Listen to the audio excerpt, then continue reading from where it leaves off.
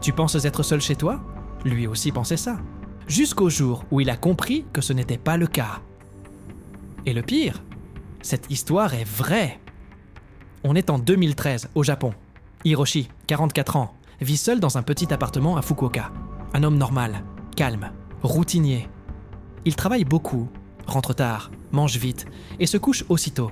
Sa vie est simple, peut-être trop simple, jusqu'au soir où un détail infime va tout faire basculer. Il ouvre son frigo et reste immobile. Il manque quelque chose. Un bout de pain et un yaourt.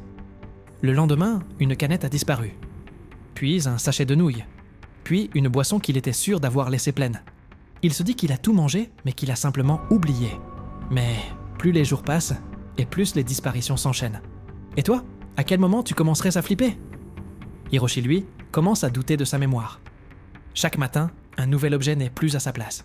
Une paire de chaussettes, un paquet de mouchoirs, une serviette humide qu'il n'a pas utilisée, de petits signes, mais impossibles à ignorer. Une nuit, il entend même un bruit. Un craquement. Comme un pas. Mais il ne trouve rien. Pour en avoir le cœur net, il installe une caméra discrète, juste pour vérifier qu'il n'oublie rien. Et c'est là que tout bascule. Le lendemain, au travail, son téléphone vibre. Notification caméra. Il ouvre la vidéo. Et là, il voit quelqu'un dans son appartement.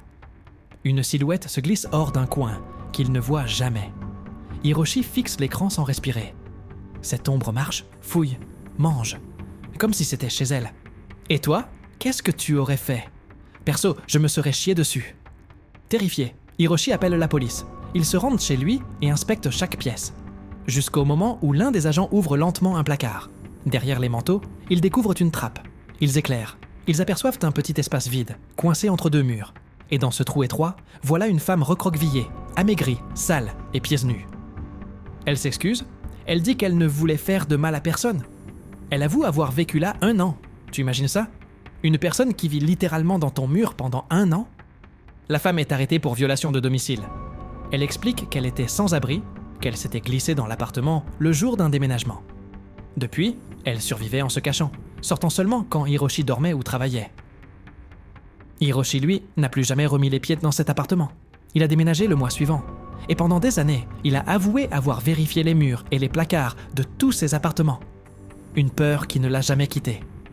Et toi, si tu apprenais qu'une inconnue vivait dans ton mur, qu'est-ce que tu ferais ? Abonne-toi pour ne pas louper la prochaine histoire vraie.